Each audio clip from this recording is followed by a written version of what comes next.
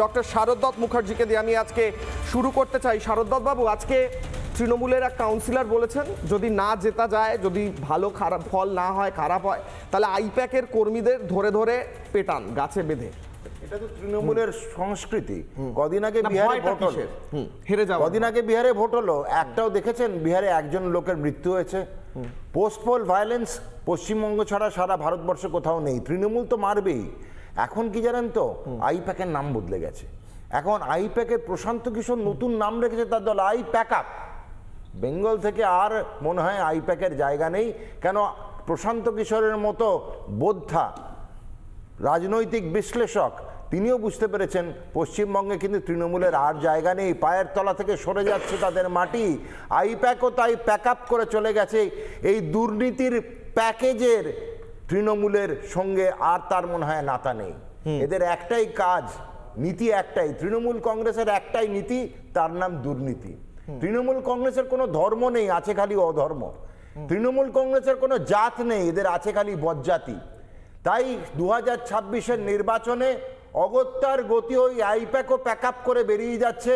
তাই তৃণমূল কর্মীদের জানাই, 26-এর নির্বাচনে অগত্যার গতি আইপ্যাক আপনাদের সামনে নেই, সঙ্গে নেই। আপনাদের গতি খালি একটাই, সেটা দুর্গতি। একটা কথা শারদত্ত বাবু, এসআইআর চলছে, ফুল দমে চলছে এবং অনুপ্রবেশকারীরা পালাচ্ছে, সেই ছবি আমরা প্রতিদিন দেখাই। হঠাৎ করে সেই সময় অনুব্রত মণ্ডলের মনে হলো লাইট ঠিক নেই, শতাব্দী রায়ের গাড়িতে জুতোর বাড়ি মারছে তৃণমূলেরই কর্মীরা। তৃণমূলের কাউন্সিলর বলছে আইপ্যাকের কর্মীদের গাছে বেঁধে পেটাও। মানে কোথাও কানেকশন পাওয়া যাচ্ছে? ভয় পেয়েছে তৃণমূল, এটাই সব থেকে বড় কানেকশন। এসআইআর হতে গিয়েই বুঝতে পেরেছে যে একের পর এক তাদের দুধেল গায়েরা এখন সীমান্ত ক্রস করে বেরিয়ে যাচ্ছে বাংলাদেশে। এদেরকে দুধ আর কলা দিয়ে তো মানুষ করেছিল এতদিন ধরে এই সাপেদের। এই সাপরা এখন বুঝতে পেরেছে অমিত শাহ নামক ব্যক্তিত্বটির সামনে তাদের পশ্চিমবঙ্গে কোনো জায়গা নেই। আজকে লাইন লেগে গেছে বিভিন্ন চেকপয়েন্টে বাংলাদেশ ভারত সীমান্তে। একের পর এক যারা এসেছিল আমাদের দেশে, বাংলাদেশ থেকে তারা পালাচ্ছে। আপনি বেশি দূর যেতে হবে না, সল্টলেকে আজকে রিক্সা পাওয়া যায় না। কেন জানেন?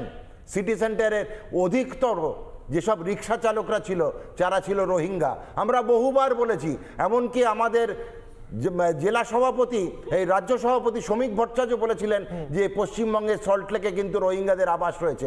আজকে রিক্সা পাওয়া যাচ্ছে না, কেন? রোহিঙ্গা রিক্সা চালকরা আজকে এখান থেকে পালিয়েছে সল্টলেক। বেশ, নানা ধরনের কন্টেন্ট দেখার জন্য লাইক করুন, শেয়ার করুন আমাদের ফেসবুক পেজ, সাবস্ক্রাইব করুন আমাদের ইউটিউব চ্যানেল। পাশাপাশি অন্যান্য ব্রেকিং নিউজের জন্য অবশ্যই চোখ রাখুন রিপাবলিক বাংলায়।